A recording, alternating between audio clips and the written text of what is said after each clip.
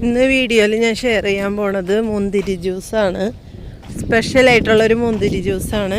അപ്പോൾ ഇതുപോലെ ആരെങ്കിലും തയ്യാറാക്കി നോക്കാത്തവരുണ്ടെങ്കിൽ ഇതുപോലെ ഒന്ന് ചെയ്ത് നോക്കാം. നല്ല ടേസ്റ്റാണ്. അപ്പോൾ ചാനൽ ആരെങ്കിലും ആദ്യമായിട്ട് കാണുന്നുണ്ടെങ്കിൽ സബ്സ്ക്രൈബ് ചെയ്ത് അടുത്തുള്ള ബെല്ലൈക്കൺ കൂടെ ഒന്ന് പ്രസ് ചെയ്യുക. അപ്പോൾ ഞാൻ പുതിയ വീഡിയോസൊക്കെ അപ്ലോഡ് ചെയ്യുമ്പോൾ നിങ്ങൾക്ക് നോട്ടിഫിക്കേഷൻ കിട്ടുന്നതാണ്.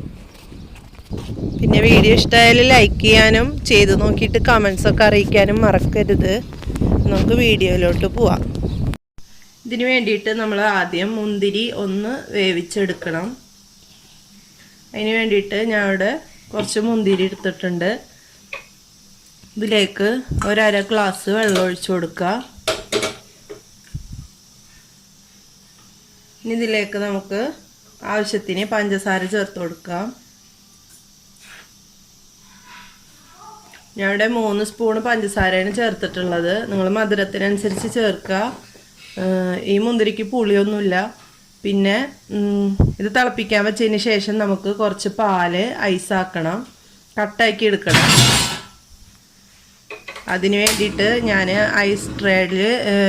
ഐസ് ട്രേയിലാണ് പാലൊഴിച്ച് വെച്ചിട്ടുള്ളത്. അപ്പോൾ അതും കട്ടാക്കി എടുക്കണം. ഇത് തിളപ്പിച്ചിട്ട് തണുപ്പിച്ചെടുക്കണം. നന്നായിട്ട് ചൂടാറിയിട്ട് ഫ്രിഡ്ജിൽ വെച്ചൊന്ന് തണുപ്പിച്ചെടുക്കണം.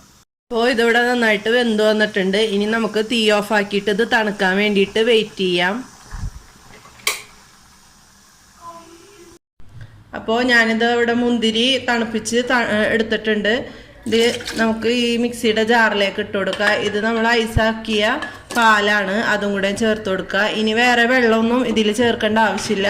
ഇനി നമുക്ക് നന്നായിട്ട് അടിച്ചെടുക്കാം. അപ്പോൾ ജ്യൂസ് അടിച്ചെടുത്തിട്ടുണ്ട്. ഇനി നമുക്ക് ഇതൊരു അരിപ്പയിൽ കൂടെ അരിച്ചെടുക്കാം.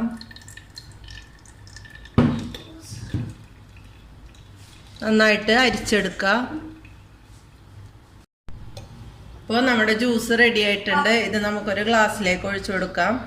ഞാനിപ്പോൾ ഇവിടെ ഒരു ഗ്ലാസ്സാണ് ഉണ്ടാക്കിയിട്ടുള്ളത്. അപ്പം എല്ലാവരും ഇതുപോലെ ഒന്ന് ട്രൈ ചെയ്ത് നോക്കുക. വീഡിയോ ഇഷ്ടമായാൽ ലൈക്ക് ചെയ്യാനും ഷെയർ ചെയ്യാനൊന്നും മറക്കരുത്. ചാനൽ ഇതുവരെ സബ്സ്ക്രൈബ് ചെയ്തിട്ടില്ലെങ്കിൽ ഒന്ന് സബ്സ്ക്രൈബ് ചെയ്ത് അടുത്തുള്ള ബെല്ലൈക്കൺ കൂടെ ഒന്ന് പ്രസ് ചെയ്യാം.